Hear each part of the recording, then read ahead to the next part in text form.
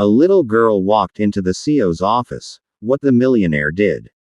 The rain hammered the glass walls of the 43rd floor like a warning drum, but inside the towering building that overlooked the city, silence stretched painfully thick. The CEO's office, normally alive with the sound of deals, demands, and decisive commands, felt strangely hollow, almost suspended in time. That was when the door creaked open, trembling lightly as if unsure it had the right to interrupt. And then, unexpectedly, a small figure stepped inside. Tiny shoes soaked with rainwater, a backpack too worn for a child that young, and eyes so large and brave they didn't match the fragile body they belonged to. She stood there, shivering yet determined, and whispered with a trembling voice as the startled staff watched her from behind. "Mom's sick, so I came instead." For a moment, even the ticking clock seemed to stop. No one could have predicted that a child, barely 7, maybe 8 years old, would be standing in the office of the most feared, most successful millionaire in the city. No one knew yet that this moment would change not just the CEO's day, but his entire life. No one knew that behind those innocent eyes hid a storm of struggle, sacrifice, and a kind of courage adults often forget exists. And no one knew that the man behind the mahogany desk, the man rumored to have a heart colder than steel, was about to face the one thing he had never prepared for: human vulnerability. Right finger if you believe in kindness, second chances, and humanity. Please take a moment to like, comment, share, and subscribe. It truly helps the channel continue telling stories like this. The CEO, Alexander Ward, had built an empire so ruthlessly efficient that even his own employees feared knocking on his door. But today, as he lifted his head from a mountain of contracts, he was met not by numbers or deadlines, but a child's soft, exhausted presence. The world outside that office was cruel. It swallowed the weak and punished the slow. Alexander had learned this truth young and lived by it. He didn't have time for emotions, let alone interruptions from children. And yet, something about the little girl's posture, straight despite exhaustion, hopeful despite fear, forced his stone-hard expression to soften, if only slightly. She didn't walk closer. She simply stood, clutching the straps of her backpack so tightly that her knuckles paled. Rain dripped from her sleeves. Her breathing shook, but her gaze didn't waver. She looked at Alexander as if this office was her final chance, as if she had walked miles to get here, as if somewhere deep inside she believed that adults should help when asked. In that moment, Alexander was pushed back years, to a time when he himself had stood in front of a powerful man, asking for help he never received. Back when he was a boy with dirt on his shoes, hunger in his stomach, and hope in his chest. The memory was sharp enough to sting. Memories he had spent decades burying beneath money, fame, and dominance suddenly clawed their way back to the surface because of a trembling little girl who had no idea who she was standing before. The room grew quieter as Alexander's eyes drifted to the folder she held. It was cheap, bent at the corners, nearly falling apart. But she hugged it as though it was something precious. Something necessary. He didn't rise. He didn't speak. He simply watched her. Because sometimes, silence reveals a person faster than words. She finally took a small breath and stepped forward. Just one step. But it was enough to show her determination. No rich family, no prestigious background, no connection had brought her here.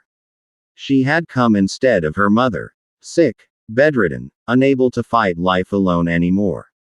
The girl wasn't here for toys or money. She wasn't here for miracles. She was here because she believed she had no other choice. Alexander's assistant tried to usher her out, but his raised hand stopped them. Something in him, a long-forgotten instinct, wanted to hear her out. She opened the folder slowly, as though unfolding the last pieces of her family's fragile hope. As she placed the papers on his desk, Alexander scanned them. Medical reports, bills, a termination notice for unpaid rent, and a handwritten letter, not addressed to him specifically, but to anyone who can help. The handwriting was shaky, tired, and full of pain.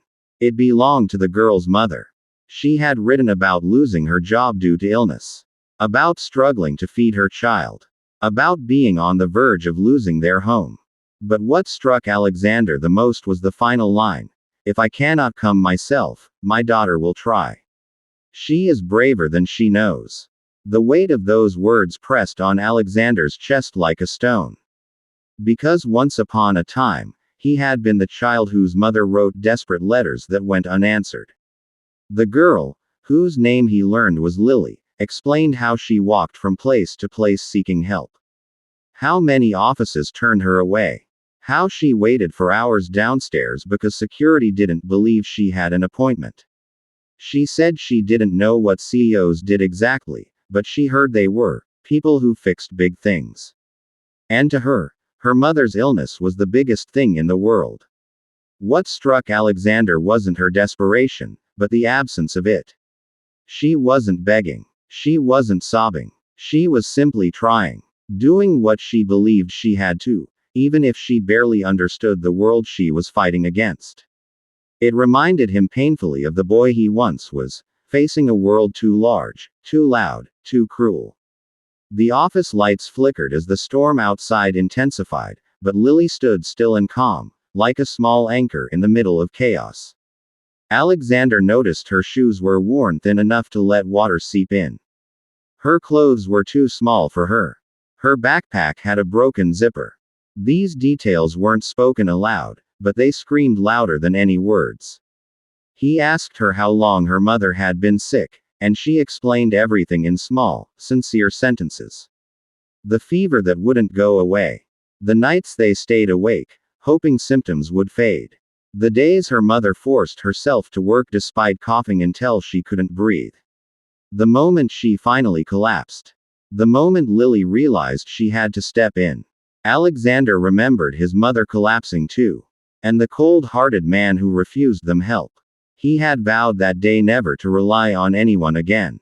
But now he wondered if he had become the kind of man he once hated. He looked at Lily, and the walls he built around himself, walls of success, wealth, and emotional distance, began to crack. Not because she asked him to feel something, but because she made him remember that he once did. A storm rolled outside, but the storm inside Alexander was louder. He dismissed his staff to avoid their judgmental eyes. He didn't want witnesses to the unfamiliar ache in his chest. He scanned the documents again. A doctor he knew personally had signed the medical reports. This wasn't a scam. This wasn't a tactic. This was a real child fighting a losing battle, hoping that adults still cared about right and wrong. Lily then did something that nearly shattered him completely. She reached into her backpack and pulled out a tiny box wrapped in newspaper pieces. She placed it on his desk with trembling hands. She explained softly that she brought something to exchange, because her mother said, "You should never ask for help without offering what you can." Inside the box was a small handmade bracelet. Strings tangled together with uneven knots, but made with love, a child's attempt at offering something valuable in return. Alexander had closed multi-million-dollar deals without blinking. But this tiny bracelet, this act of innocent fairness, it hit him harder than any deal ever had. He closed the box slowly, reverently. A strange tightness formed in his throat. The kind he hadn't felt since he was a child burying his mother. He realized then that Lily didn't need charity. She needed someone to step in where the world had stepped away. She needed someone to do what adults were supposed to do: protect, guide, and help. He made his decision quietly, but firmly. It wasn't pity. It wasn't obligation. It was something deeper. Humanity resurfacing after years of being buried. He promised himself he would get her mother treatment. He would secure their home. He would give them safety. Not because he was a CEO. Not because he was a millionaire. But because he was a human being who remembered what it meant to be powerless. He walked Lily to his private car, ensuring she didn't get wet again. He drove her himself. Not sending a driver, not delegating the task, because this wasn't just another file to be handled. This was the moment he became someone he thought he could never be again. At the hospital, he arranged for immediate care. He ensured the best doctors, best medicine, and best room were ready within minutes. When the doctors took Lily's mother inside, Lily finally sat down, exhaustion washing over her small body. She leaned against Alexander, not because she knew who he was, but because she felt safe. For the first time in decades, Alexander felt a warmth that wasn't tied to wealth or power. It was the warmth of purpose. As hours passed, he stayed with her, refusing to leave until he knew her mother was stable. It surprised him how naturally it came. How right it felt. How quietly healing it was. When the doctor returned with hopeful news that the illness was serious but treatable, Lily broke down in silent tears. Not dramatic cries, but soft, shaking sobs of relief. Alexander felt his own eyes burn. This moment mattered. This moment meant something. He arranged follow-up treatments, covered the bills anonymously, and ensured they would never face homelessness again. But more than that, he visited them. Often. He became a presence in their lives. Not as a CEO, not as a savior, but as someone who finally understood that success means nothing if you can't share it. Lily's mother later regained strength. She tried to thank him, but words were too small for what he had done. And Alexander, for the first time, accepted gratitude without discomfort. He didn't just change their lives. They changed his. They made him remember the boy he once was, and heal him in ways money never could. Right finger if this story touched your heart. Please like, comment, and share. Your support helps us bring more inspiring stories to the world. Speech balloon special request. Before the story ends, comment below. Kindness changes lives. In the end, Alexander realized something profound. Sometimes the smallest knocks on your door lead to the biggest transformations. And sometimes, the child who walks into your office unexpectedly isn't just seeking help, they're delivering it.